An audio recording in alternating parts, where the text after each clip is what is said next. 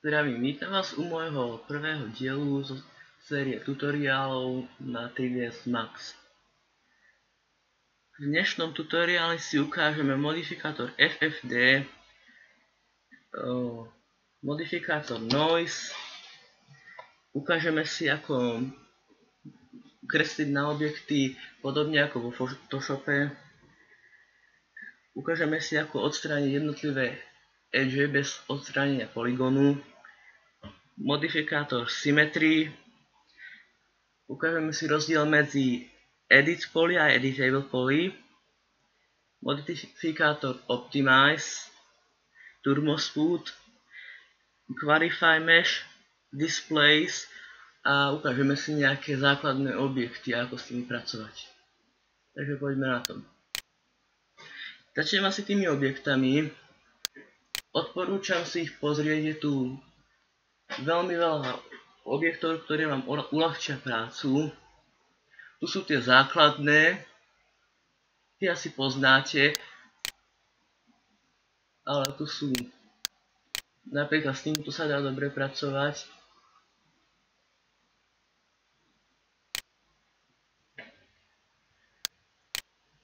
No, môžem si tu pri tých objektoch voliť rôzne parametre.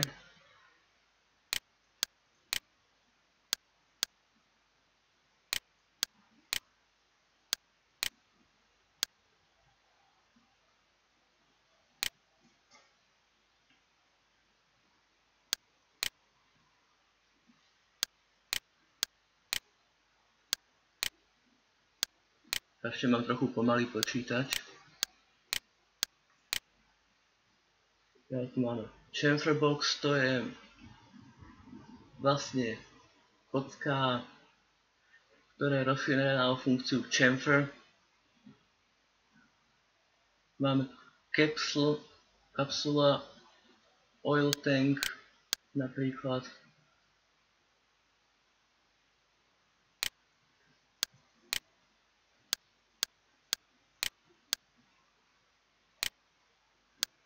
Tieto parametre sa dajú tiež zadávať ručne.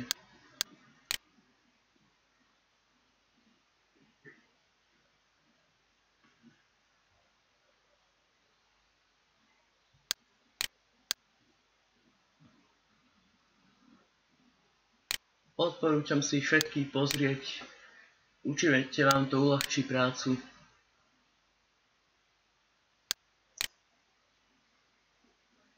Taktiež tu máme podobné napríklad objekty ako napríklad okná,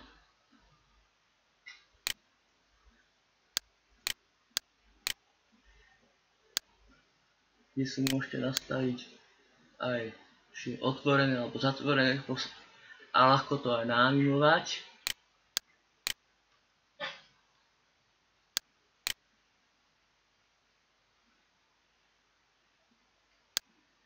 To isté u dverí.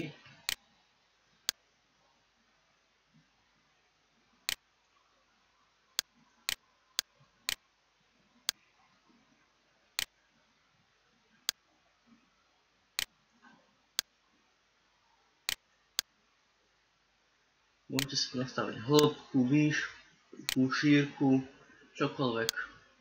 Môžete si zvoliť, či to majú byť posuvné dvere alebo akékoľvek iné. Ďalej sú tu napríklad schody, tiež rôzne typy.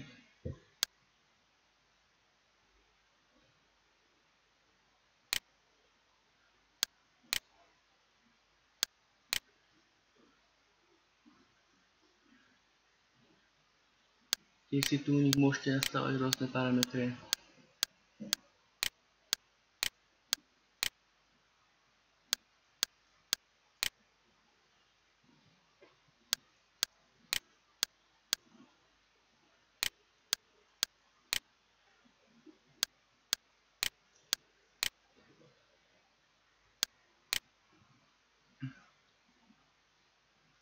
Tiež sú tu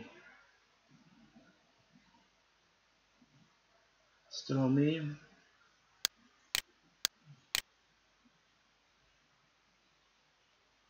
neviem presne kde.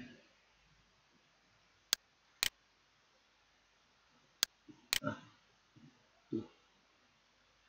Môžete si tu vybrať akýkoľvek.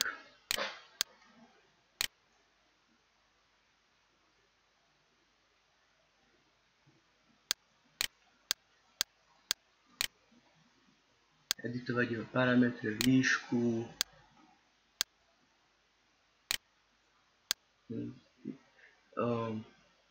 počet konárov, ako majú postavené tie konáre,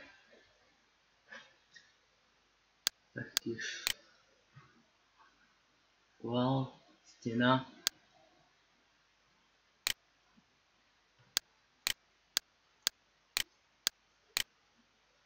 Proste sú tu preddefinované objekty, ktoré vymodelovať by trvalo dosť dlho, takže to uľahčí prácu.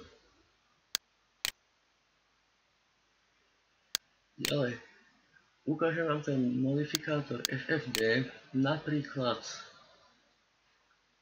na GUI.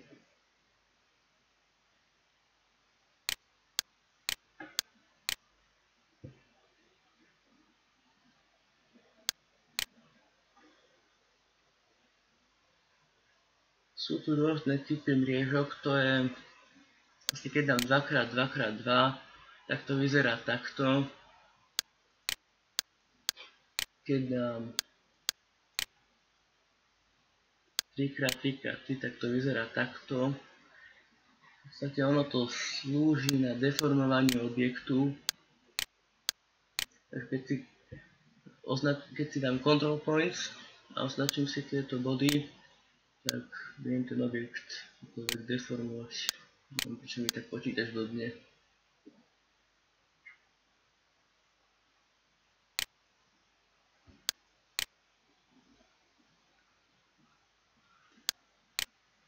Ale modifikátor noise tiež má veľa využití. Vlastne môžem nastaviť silu na jednotlivých osiach X, Y, Z.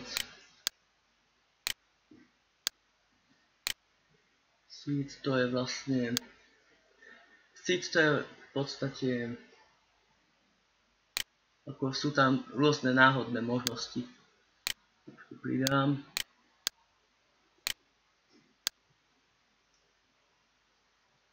Do akej miery sa to má deformovať.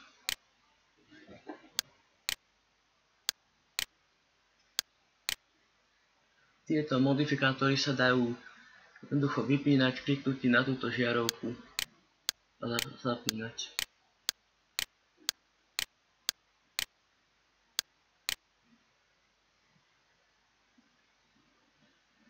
Ale modifikátor displays je výborný napríklad na terény.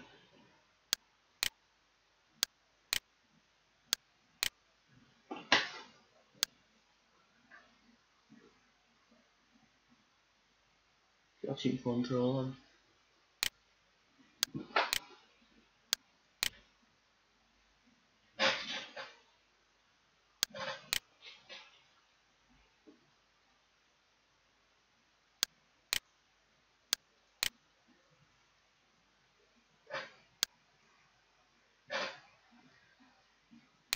Ak máte nejakú vlastnú height map, čiže vlastne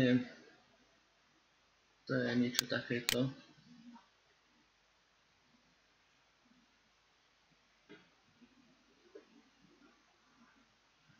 Môžete si ju aj stiahnuť z internetu.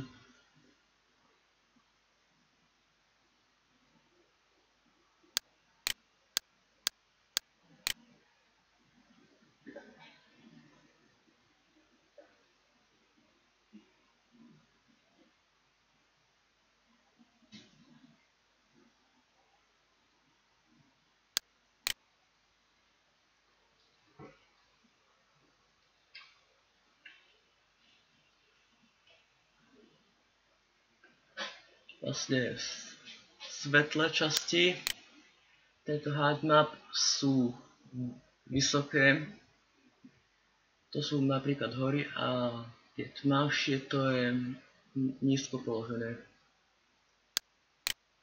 Môžete si ju jednoducho vytvoriť, alebo zvoliť si ju tu. Tiež si ju tam môžete importovať z Photoshopu, alebo si tam dať akúkoľvek. Zvolíte si Strange, čo je vlastne sila toho porovnania. Máte ako terén.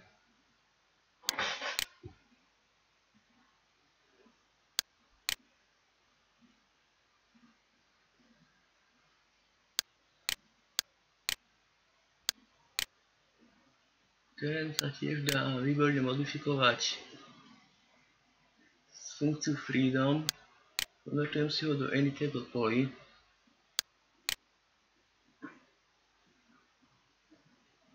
A potom mám tu napríklad aj presúvanie tých vertexov. Môžem takto s ním voľne pohybovať. To si zvolím vlastne, koľko to má úplne presúvať. A toto fall off, to je niečo ako soft selection, že to ide len za tým potom. Taktiež je tu push pull, to vytvára napríklad kopce, že to takto do výšky. Noise, také roztrieštenie, to je nahory najlepšie, trochu veľkú hodnotu.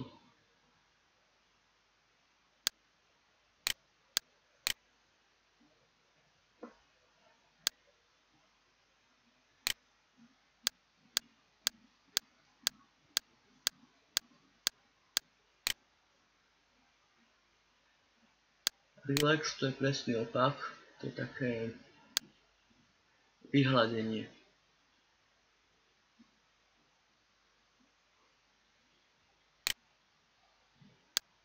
Tiež napríklad môžem kresliť polygóny voľnou rukou.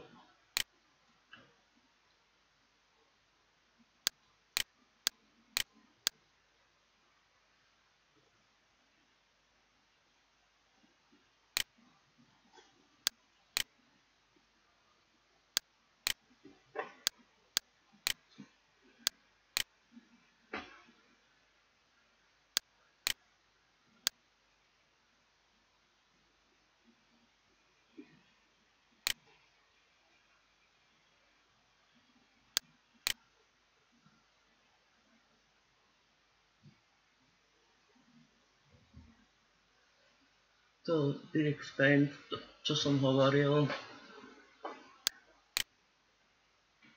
to je vlastne niečo ako kreslenie textúr vo Photoshope, ale priamo na objekt. Vytvorím si napríklad blue, zvolím si Tools, Viewport Canvas. Keď kliknem na Paint, automaticky mi dá, že si mám vytvoriť materiál. Vytvorím tam Diffuse Color. Môžete si tu aj napríklad Specular, to je vlastne odraz, alebo bump.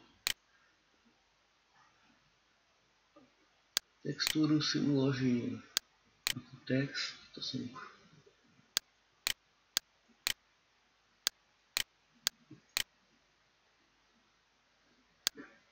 a môžem na to kresliť. Môžem zvoliť viditeľnosť toho špica, radius,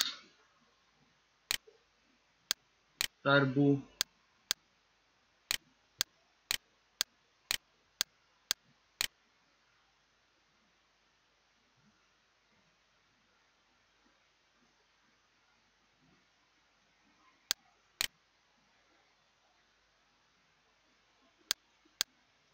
ďalej funkcia Optimize a Qualify Mesh. Funkcia Optimize vlastne znižuje počet polygónov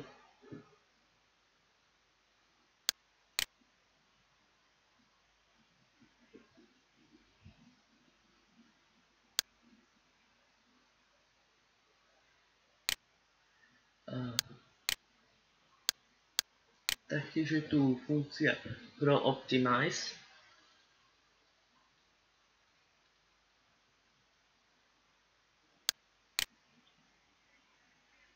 Musím si dať najprv Calculate. A teraz si to... To je vlastne to isté, ale viem si to na percenta. Napríklad 50% a mám tam 50% polygonov.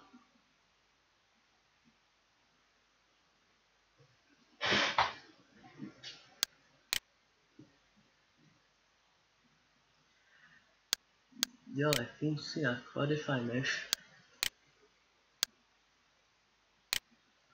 Vlastne z trojuholníkovej geometrie vytvorí štvorcovú.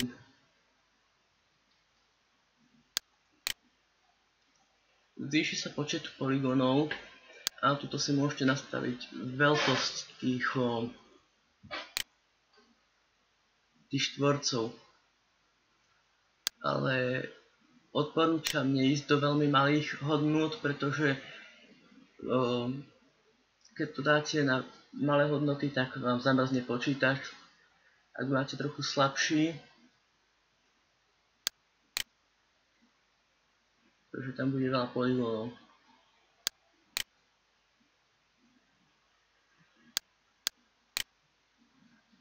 Ešte som skoro zabudol. Rozdiel medzi Edit Poly a Editable Poly. Keď dám Edit Poly medzi modifikátormi, tak stále to zostáva vlastne Editable Mesh. Tie polygóny sú rozdelené v strede. A môžem na tom editovať stále tieto parametre. Ale je tam dvojnásobný počet polygónov. Pretože, ako som hovoril, je to rozdelené v strede. Ak dám Edit Poly, sa počet polygónov znižuje na polovicu a modifikátory zmiznú. Nie zmiznú, ale už sa nebudú dať upravovať.